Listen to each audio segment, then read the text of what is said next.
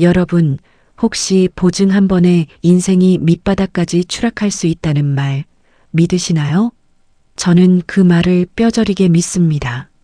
아니, 몸소 겪었습니다. 52세 박은경.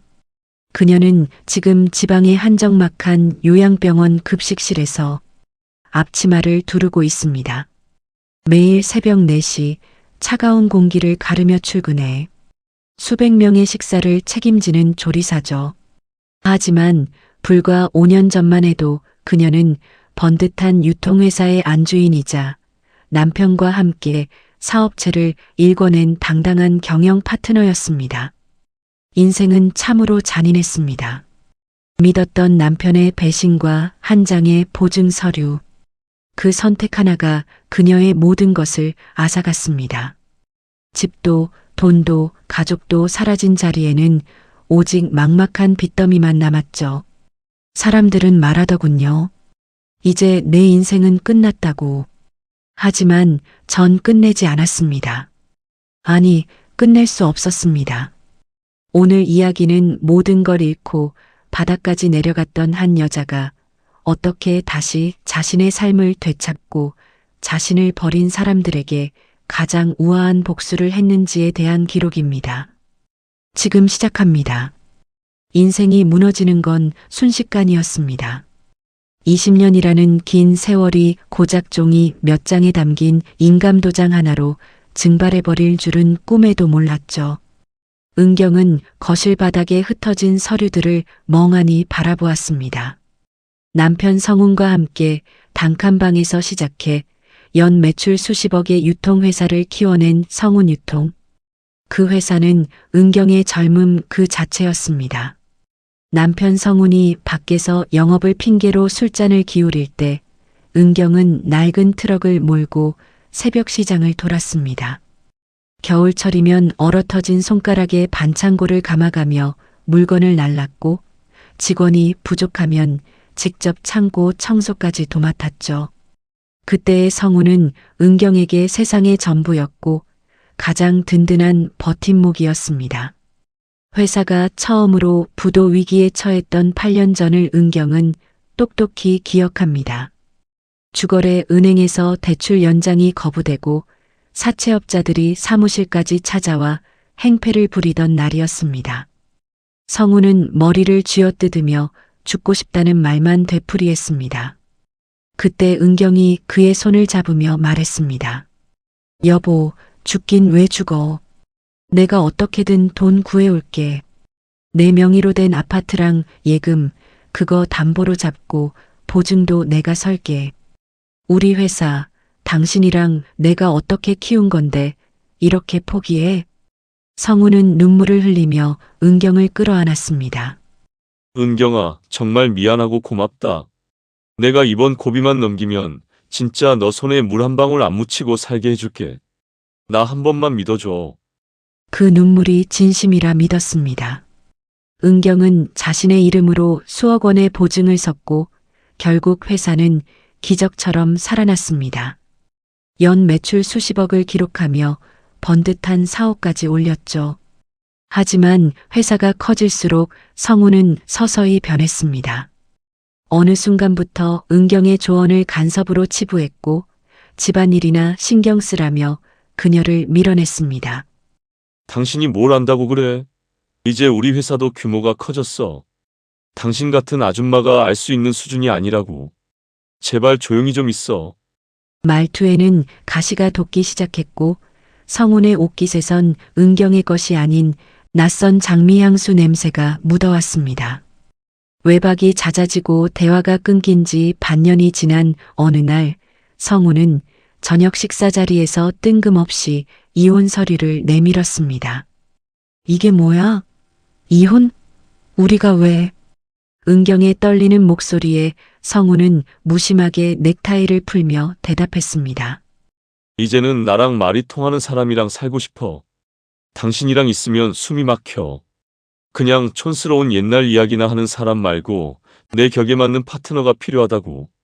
그는 이미 회사의 큰 거래처 딸인 젊고 세련된 유진과 새살림을 차릴 준비를 끝낸 상태였습니다. 은경은 배신감에 몸을 떨었지만 성우는 냉정했습니다.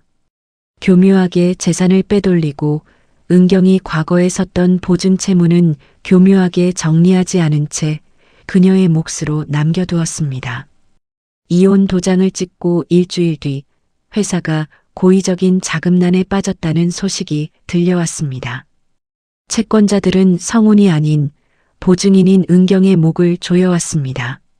아니, 대표는 이성운인데 왜 나한테 이러세요? 난 이제 그 사람이랑 상관없는 사람이라고요. 은경의 비명 섞인 항의에 채권자는 코웃음을 쳤습니다.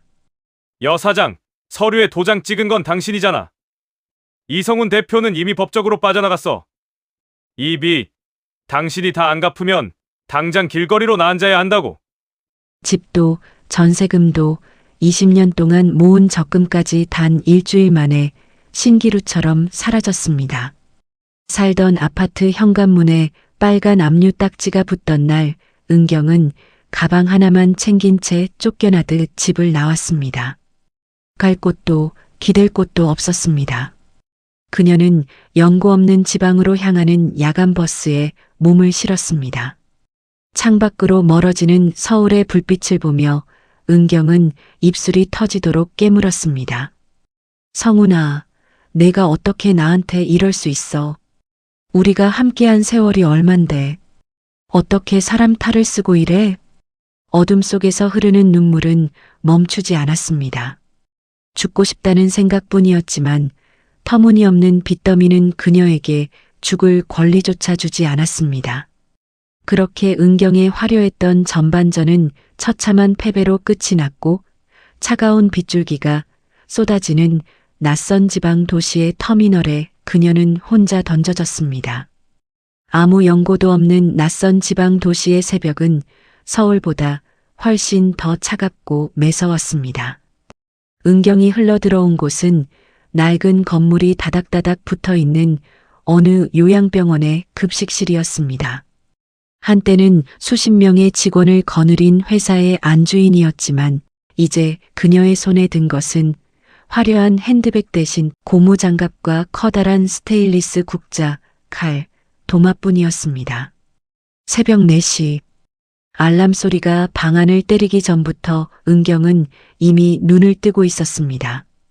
눅눅한 고시원 방 한 칸에서 그녀가 할 수 있는 건 몸이 부서져라 일해서 머릿속에 잡념을 지워내는 것뿐이었죠. 은경은 매일 아침 병원 뒷문을 열며 스스로에게 다짐했습니다. 은경아, 울지 마. 여기서 무너지면 진짜 그 인간들이 비웃는 대로 되는 거야. 일단 살자. 어떻게든 버텨보자. 급식실의 하루는 전쟁터 같았습니다. 수백 명분의 쌀을 씻고 엄청난 무게의 솥을 옮기며 산더미 같은 채소를 다듬어야 했습니다. 50대의 나이에 시작한 중노동은 그녀의 몸을 사정없이 핥히었습니다. 손가락 마디마디는 퉁퉁 부어올라 주먹조차 쥐기 힘들었고 퇴근 무렵이면 다리가 코끼리처럼 부어 신발이 들어가지 않을 정도였죠. 아이고, 박씨 여사님. 오늘 무생채가 왜 이렇게 매워? 노인네들 다 설사시키려고 작정했어? 함께 일하는 고참 조리사의 거친 타박이 날아왔습니다. 예전의 은경이었다면 상상도 못할 수모였지만 그녀는 그저 허리를 굽히며 고개를 숙였습니다. 죄송합니다. 제가 양념 조절을 다시 해볼게요. 죄송합니다. 비굴함이 아니라 생존을 위한 겸손이었습니다. 은경은 남들보다 1시간 더 일찍 출근하고 1시간 더 늦게 퇴근했습니다. 그러면서도 틈틈이 환자들의 식성을 파악하기 시작했습니다. 302호 할아버지는 치아가 약해 고기를 잘게 다져드려야 하고 508호 할머니는 짠 음식을 싫어하신다는 걸 수첩에 적어가며 외웠죠. 한 번은 이런 일이 있었습니다. 거식증 증세로 며칠째 식사를 거부하던 70대 김 노인이 있었습니다. 간호사들도 포기하고 링거에만 의존하던 상황이었죠. 은경은 퇴근 후에도 남아서 김노인이 예전에 즐겨 먹었다던 이북식 비지찌개를 직접 끓였습니다. 자신의 돈으로 재료를 사고 몇 번의 시행착오 끝에 만들어낸 정성이었습니다. 은경은 조심스럽게 김노인의 방을 찾았습니다. 어르신, 이거 고향에서 드시던 방식대로 한번 끓여봤어요. 딱 한 숟가락만 드셔보세요. 제가 이사장님 몰래 가져온 거니까 비밀로 해주시고요. 김노인은 귀찮은 듯 고개를 돌렸지만 고소한 비지 냄새에 이끌려 아주 천천히 숟가락을 들었습니다. 한 입, 두 입. 노인의 마른 목구멍으로 음식이 넘어가자 은경의 눈가에 눈물이 맺혔습니다. 맛있네. 고향 맛이야. 고마워, 박 여사. 그 투박한 감사 한마디가 은경의 가슴에 박혔습니다. 보증으로 인생이 무너지고 믿었던 남편에게 격이 안 맞는다는 소리를 들으며 버려졌던 그녀에게 그 말은 당신은 여전히 쓸모 있는 사람이라는 인증서와 같았습니다. 그날 이후 은경의 태도는 더 단단해졌습니다. 단순한 노동이 아니라 누군가의 생명을 이어주는 일을 한다는 자부심이 생겼기 때문입니다. 그녀는 환자들의 이름을 불러주기 시작했고 배식판을 건넬 때마다 따뜻한 눈인사를 잊지 않았습니다. 조리사님, 오늘 국이 정말 시원해요. 덕분에 오늘 하루도 버팁니다. 환자들의 이런 말들이 은경에게는 그 어떤 보석보다 귀했습니다. 성운과 함께 살던 시절의 화려함은 없었지만 마음속 깊은 곳에서부터 차오르는 안도감이 그녀를 지탱해 주었습니다. 그렇게 3년이라는 시간이 흘렀습니다. 은경의 손은 거칠어지고 얼굴에는 주름이 늘었지만 그녀의 눈빛은 그 어느 때보다 맑고 깊어졌습니다. 월급을 아껴 빚을 조금씩 상환해 나갔고 병원 내에서는 없어서는 안 될 천사 조리사로 불리게 되었죠. 요양병원의 공기는 늘 무거웠습니다. 죽음이 멀지 않은 사람들이 모인 곳, 그곳에서 은경은 유일하게 살아있는 온기를 전하는 존재였죠. 하지만 그런 은경에게도 가끔은 숨이 턱 끝까지 차오르는 순간이 있었습니다. 바로 병원의 주인이 바뀌었다는 소문이 돌기 시작한 그의 가을이었습니다. 박 여사님 들었어? 이번에 오는 새 이사장이 대기업 출신이라는데 사람 자르는 게 취미래. 우리 급식실도 외주로 돌린다는 말이 있더라고. 동료 조리사의 수군거림에 은경은 애써 덤덤한 척 솥을 씻었습니다. 우리가 할 일만 잘하면 되죠, 뭐. 여기서 잘리면 또 어디든 못 가겠어요? 말은 그렇게 했지만 손끝이 떨렸습니다. 이제 겨우 빚을 절반 정도 갚았고 겨우 마음을 붙인 일자리였습니다. 며칠 뒤 병원 복도에는 팽팽한 긴장감이 감돌았습니다. 한진우 60대 중반의 단정한 수트 차림을 한 남자가 병원 복도를 걸어 들어왔습니다. 그는 소문대로 날카로운 눈빛을 가진 사람이었습니다. 그는 부임하자마자 서류만 보는 게 아니라 병원 구석구석을 훑기 시작했습니다. 그리고 점심시간 모두가 긴장하며 배식을 준비하던 그때 진우가 급식실 안으로 들어왔습니다. 이사장님, 여긴 어떻게? 미리 말씀해 주셨으면 저희가 준비를 했을 텐데요. 영양사가 당황해 달려나갔지만 진우는 손을 들어 제지했습니다.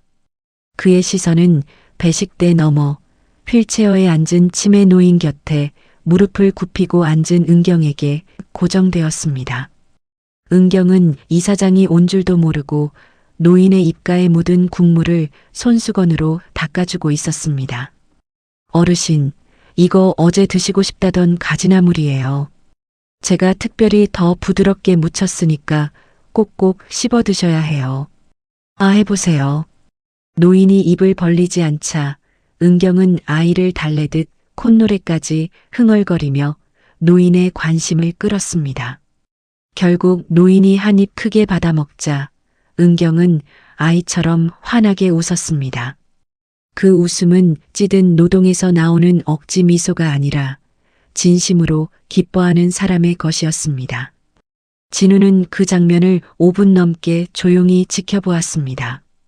그리고 다음 날부터 진우는 매일 점심시간마다 급식실을 찾았습니다. 처음엔 감시인 줄 알고 모두가 벌벌 떨었지만 그는 그저 구석진 자리에 앉아 은경이 환자들을 대하는 모습을 관찰할 뿐이었습니다. 일주일이 지나고 진우가 퇴근하던 은경을 병원 정원에서 멈춰 세웠습니다. 잠시 시간 좀 내주시겠습니까? 박은경 조리사님. 은경은 올 것이 왔다고 생각했습니다. 아, 드디어 해고 통보를 하려나 보구나. 은경은 침을 꿀꺽 삼키며 그를 따라 벤치에 앉았습니다. 무슨 말씀하실지 압니다. 저 여기 일 정말 열심히 했습니다. 하지만 외주로 바꾸신다면 어쩔 수 없겠죠. 은경의 말에 진우가 의외라는 듯 허허 웃었습니다. 해고라니요. 반대입니다. 제가 30년 넘게 기업에 있으면서 수많은 사람을 봤지만 은경 씨처럼 일하는 사람은 처음 봅니다. 당신에 대해 더 알고 싶어졌어요. 왜 그런 눈을 하고 여기서 밥을 하고 있는지. 진우의 진심 어린 질문에 은경은 닫아두었던 빗장을 조금씩 풀기 시작했습니다. 자신이 한때 누렸던 부유함, 남편의 배신, 그리고 보증이라는 덫에 걸려 모든 것을 잃고 도망치듯 이곳에 온 이야기까지. 은경은 덤덤하게 하지만 단단한 목소리로 털어놓았습니다. 처음엔 저도 원망을 많이 했어요. 그런데 여기서 사람들에게 밥을 차려주면서 깨달았어요. 누군가에게 따뜻한 밥 한 끼를 줄 수 있다는 게 얼마나 위대한 일인지. 저는 이제 사모님 소리 듣던 때보다 지금의 제가 더 좋습니다. 진우는 은경의 이야기를 들으며 그녀의 거칠어진 손마디를 보았습니다. 그 손은 고통의 흔적이 아니라 승리의 훈장처럼 보였습니다. 그날 이후 두 사람은 조금씩 가까워졌습니다. 진우는 자신의 아내와 사별한 뒤 느꼈던 공허함을 은경에게 고백했고, 은경은 진우의 고독을 따뜻한 차 한 잔으로 위로했습니다. 몇 달 뒤 눈이 내리던 겨울 저녁이었습니다. 진우가 조심스럽게 은경의 손을 잡으며 말했습니다. 은경 씨, 이제 그만 무거운 솥 대신 내 손을 잡아주면 안 되겠습니까? 남은 인생은 당신이 누군가를 보살피는 게 아니라 내가 당신을 지키는 보호자가 되고 싶습니다. 은경은 당황했습니다. 이사장님, 저는 아직 빚도 남았고 보시다시피 조리사일 뿐입니다. 이사장님 같은 분과 저는 어울리지 않아요. 또 격이 안 맞는다는 소리 듣고 싶지 않습니다. 그럼에도 진우의 진심 어린 고백에 은경의 얼어붙었던 마음이 녹아내렸습니다. 그녀는 처음으로 성운이 아닌 자신의 삶을 위해 용기를 냈습니다. 좋아요. 하지만 저 내일도 새벽 4시에 출근해야 해요. 그거 기다려 주실 수 있죠? 두 사람은 서로를 바라보며 웃었습니다. 20년의 헌신을 배신으로 갚았던 과거를 지나 마침내 은경은 자신의 가치를 알아봐주는 진짜 인연을 만난 것입니다. 요양병원의 녹음이 짙어지던 어느 여름날, 병원 식자재 납품업체 선정을 위한 최종 실사가 예고되었습니다. 사실 이번 입찰은 이사장 한진우가 부임한 후 가장 공을 들인 사업이었습니다. 환자들의 건강과 직결되는 문제였기에 그는 후보업체들의 재무 상태부터 대표자의 평판까지 법무팀을 동원해 이례적일 만큼 샅샅이 뒤졌죠. 특히 최종 후보로 올라온 성운유통이라는 업체의 보고서를 받았을 때 진우의 눈빛은 차갑게 가라앉았습니다. 대표 이성운, 5년 전 급작스러운 이혼과 함께 아내에게 모든 보증 책임을 떠넘기고 회사를 빼돌렸다는 의혹이 가득한 인물. 진우는 그 아내의 이름이 자신의 곁에 있는 박은경이라는 사실을 확인한 순간 이미 모든 시나리오를 머릿속에 그려두고 있었습니다. 실사 당일 은경은 평소처럼 조리복 차림으로 주방을 점검하고 있었습니다. 그때 주방 입구에서 경박한 구두 소리와 함께 익숙한 목소리가 들려왔습니다. 이봐요. 이사장 실사가 고지라는데 주방 정리가 이게 뭡니까? 티끌 하나 나오지 않게 정리 좀 해요. 입찰 후보 업체의 대표로서 병원을 방문한 성운의 목소리였습니다. 뒤이어 들어온 성운과 유진은 주방 안쪽에서 카트를 밀던 은경과 정면으로 마주쳤습니다. 성운의 눈이 경악으로 뒤집혔습니다. 박은경? 내가 왜 여기 있어? 설마 여기서 조리사 노릇이나 하고 있었던 거야? 옆에 있던 유진은 코를 찡긋거리며 명품백을 고쳐맸습니다. 어머, 자기야. 이게 누구야? 전처 언니 아니야? 세상에 몰골 좀 봐. 그 비싼 옷 다 어디 가고 땀 냄새 나는 조리복이라니. 언니 인생 참 무상하다, 그치? 성우는 은경의 초라한 행색을 보며 이내 비열한 안도감을 느꼈습니다. 그는 은경에게 다가와 귓속말로 속삭였습니다. 은경아, 너 아직도 그 보증빚 갚느라 이러고 사냐? 불쌍해서 어쩌나. 근데 어쩌지? 내가 오늘 이 병원 납품권 따러 왔거든. 내가 이사장한테 말해서 너 같은 건 오늘 당장 길거리로 나앉게 해줄게. 그게 내 수준이니까. 은경은 손에 든 행주를 꽉 쥐었습니다. 분노가 치밀었지만 그녀는 성운의 눈을 똑바로 응시했습니다. 이성운 씨, 여긴 당신이 함부로 입을 놀릴 곳이 아닙니다. 당장 나가주세요. 아, 이게 어디서 사장님한테 명령질이야. 너 우리가 누군지 몰라? 우리 이제 이 병원 실세인 한진우 이사장님이랑 손잡을 사람들이야. 감히 어디서? 성운이 은경의 어깨를 밀치려던 그 찰나 주방 뒷문에서 얼음장처럼 차가운 목소리가 울려 퍼졌습니다. 그 손 치우시지. 이성훈 대표. 한진우 이사장이었습니다. 그는 이미 모든 대화를 밖에서 듣고 있었습니다. 성운과 유진은 소스라치게 놀라며 90도로 허리를 굽혔습니다. 아이고, 이사장님. 안녕하십니까? 성운유통 이성운입니다. 실사 준비하시는데 이 미천한 조리사가 무례를 범하길래 제가 대신 교육 좀 시키고 있었습니다. 성운은 비굴한 웃음을 지으며 진우에게 손을 내밀었습니다. 하지만 진우는 그 손을 투명 인간 취급하며 은경의 곁으로 다가갔습니다.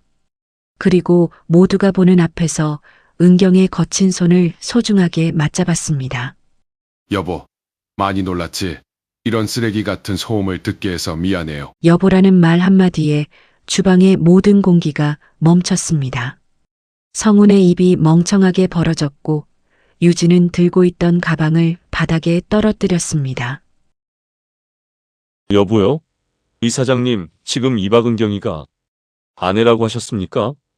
진우는 그제야 성운을 서늘하게 쳐다보며 말했습니다.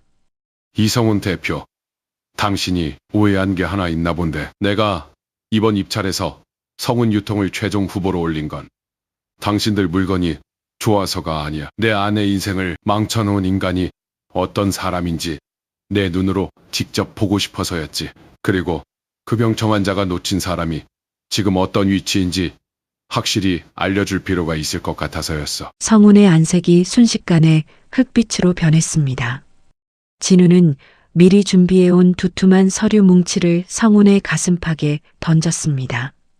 내가 기업 인수가 전문이라 뒷조사 하나는 확실하거든. 당신 5년 전 이혼 직전에 회사 자금 세탁해서 유령 회사로 빼돌린 거, 그리고 아내한테 몰래 연대 보증 서계에서 빚 떠넘긴 거, 우리 법무팀이 이미 증거 다 확보했어. 성운은 무릎을 꿇고 빌기 시작했습니다. 은경은 자신 앞에 엎드려 살려달라고 애걸하는 성운을 내려다보았습니다. 이성운 씨, 당신이 그랬죠? 당신 격에 맞는 파트너를 찾겠다고. 지금 당신 옆을 보세요. 당신이 말한 그 격의 결과가 어떤지. 은경은 진우를 바라보며 미소 지었습니다. 여보, 이제 그만 가요. 우리 환자들 점심시간 늦겠어요. 이런 사람들 때문에 소중한 일상을 망치고 싶지 않아요. 성우는 주저앉아 통곡했지만 은경은 단 한 번도 뒤돌아보지 않았습니다.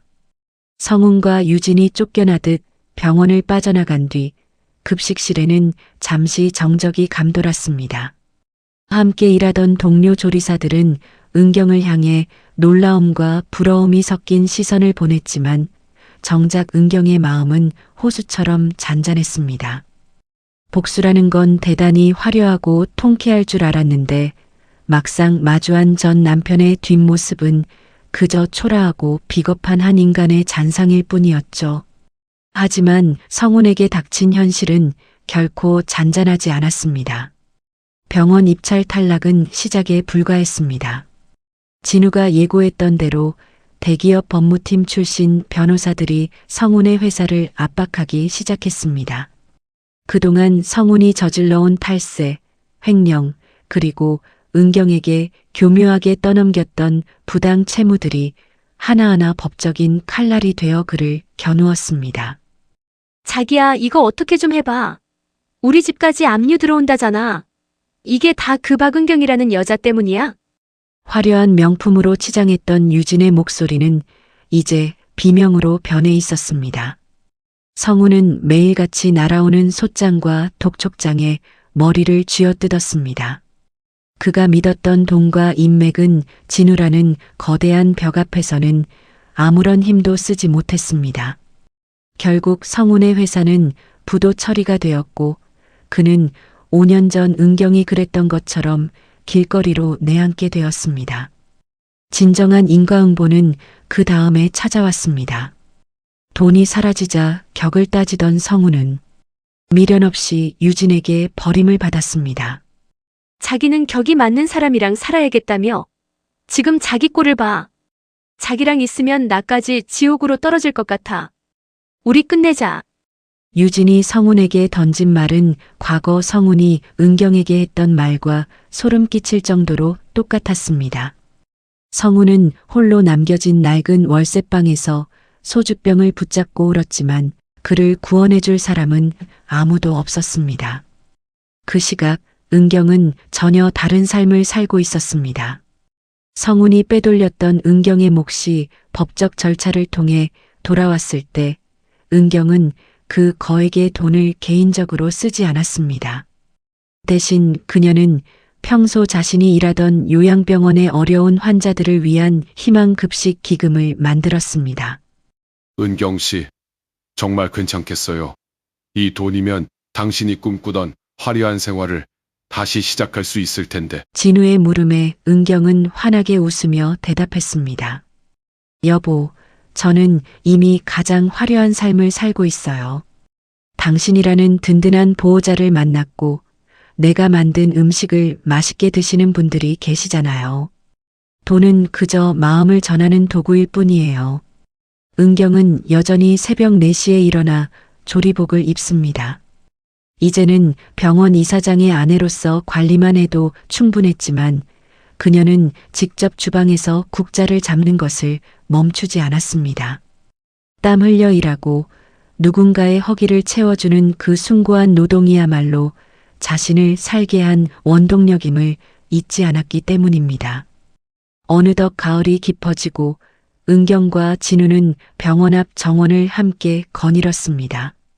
은경 씨를 보면서 참 많은 걸 배웁니다. 인생이 무너졌을 때 다시 일어서는 법은 복수가 아니라 자신을 사랑하는 법이라는 걸요. 진우의 말에 은경은 조용히 그의 어깨에 머리를 기대었습니다. 맞아요. 보증 한 번 잘못 써서 인생이 끝난 줄 알았는데 돌이켜보니 그 시련이 저를 진짜 박은경으로 만들어줬네요. 이제야 제 인생의 진짜 주인이 된 기분이에요. 성우는 모든 걸 잃고 나서야 은경이 베풀었던 그 헌신적인 사랑이 얼마나 거대한 가치였는지 깨달았지만 이미 버스는 떠난 뒤였습니다. 인생은 생각보다 공평했습니다. 진심을 다해 산 사람에게는 예기치 못한 선물을, 남을 밟고 일어서려 한 사람에게는 처참한 고립을 안겨주었으니까요. 은경은 오늘도 정성스럽게 환자들의 밥상을 차립니다. 그녀의 손끝에서 피어나는 건 따뜻한 김이 모락모락 나는 밥 한 그릇이지만 그 안에는 인생의 풍파를 견뎌낸 한 여자의 강인함과 사랑이 고스란히 담겨 있었습니다. 여러분, 인생의 겨울은 누구에게나 찾아옵니다. 박은경 씨에게는 보증이라는 이름의 혹독한 한파가 닥쳤었죠. 하지만 그녀는 그 겨울을 피해 도망가지 않았습니다. 차가운 급식실 바닥에서 묵묵히 버텼고 그 고통의 시간을 성장의 자양분으로 삼았습니다. 결국 그녀가 되찾은 것은 잃어버린 재산이 아니라 어떤 시련 앞에서도 당당할 수 있는 자기 자신에 대한 믿음이었습니다. 지금 혹시 누군가에게 배신당해 혹은 감당하기 힘든 빚더미에 눌려 절망하고 계신가요? 박은경 씨의 이야기가 당신의 지친 마음을 어루만져 주길 바랍니다. 인생은 한 번의 선택으로 무너질 수 있지만 다시 시작하겠다는 단 하나의 선택으로 언제든 재건될 수 있습니다. 누군가 당신의 격을 판단하게 두지 마세요. 당신의 격은 당신이 흘리는 정직한 땀방울과 타인을 향한 따뜻한 진심이 결정하는 것입니다. 당신의 삶 또한 박은경 씨처럼 찬란한 봄을 맞이할 수 있기를 진심으로 응원합니다. 오늘 이야기가 도움이 되셨다면 구독과 좋아요 부탁드립니다. 저는 더 깊이 있는 이야기로 다시 찾아뵙겠습니다. 시청해 주셔서 감사합니다.